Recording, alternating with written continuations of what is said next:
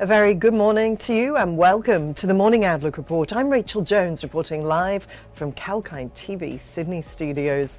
Now, the Australian share market is expected to inch higher this morning.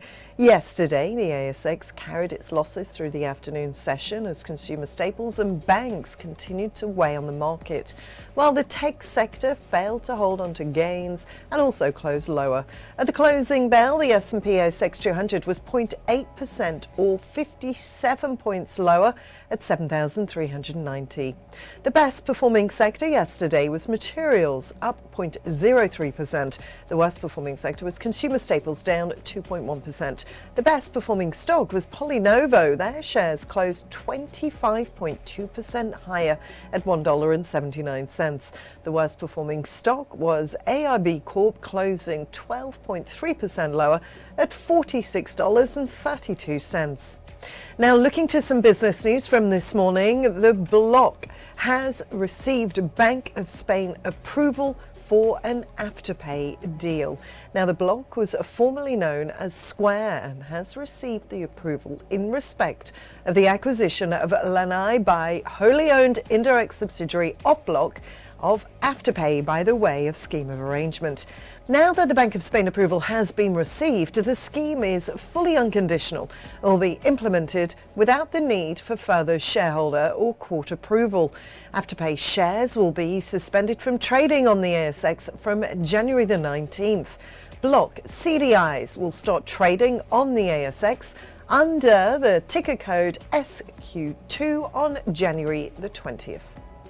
Moving on, and the main pharma group has begun distribution of tacrolimus ointment into the US. Now, tacrolimus ointment is a generic version of Protopic for the treatment of atopic dermatitis. According to the IQVIA, the annual US market sales for tacrolimus ointment were $80 million for the 12 months ending in November 2021.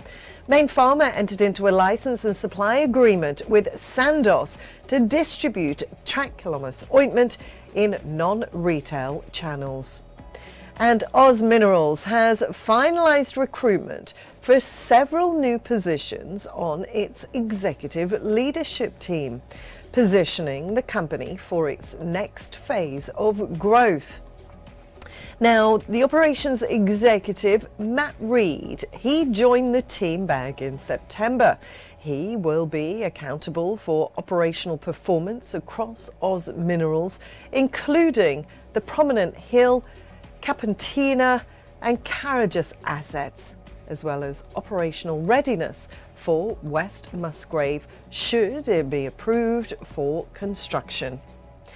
Asset general managers will be reporting into Matt. We also have Claire Parkinson join the team in October as integration executive. And also strategy and growth executive Brian Quinn will join the team in April 2022. He'll be accountable for investigating and negotiating external growth opportunities. And Michelle Ash will take up the newly created role of technology executive in March 2022. Now, on that note, we'll take a very short break here, but we'll be back very soon with everything you need to know about the trading day. Stay tuned.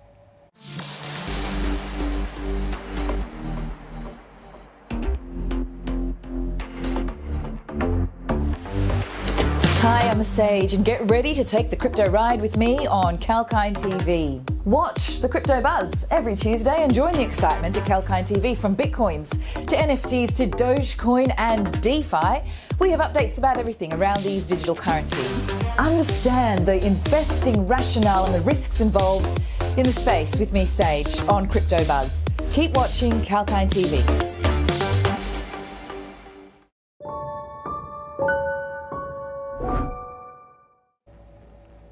Welcome back. I'm Rachel and you're watching the Morning Outlook Report. Now over to the US, and on Wall Street the Dow Jones was up 0.51%. The S&P 500 surged by 0.92% and the Nasdaq ended 1.41% higher. Now earlier, Federal Reserve Chairman Jerome Powell had said he expected the Fed would raise rates and end its asset purchases this year. However, the US Central Bank had made no decision about the timing for tightening of monetary policy. On the other hand, the Pan-European Stock 600 index rose 0.84% and the MSCI's gauge of stocks across the world gained 0.72%.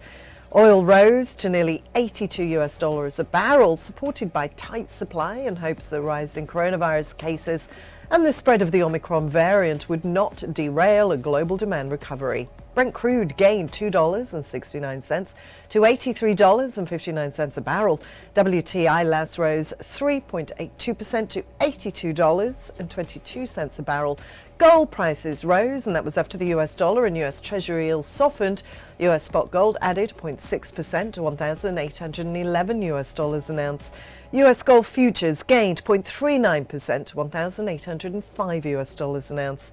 Meanwhile, stronger risk appetite supported Bitcoin, which rose 2.05% to $42,705, dropping below $40,000 the previous day for the first time since September. Well, that's all for your Morning Outlook Report here on Kalkine TV. Have a great day trading and stay tuned for more market updates and economic news live throughout the day. This is Rachel signing off for now.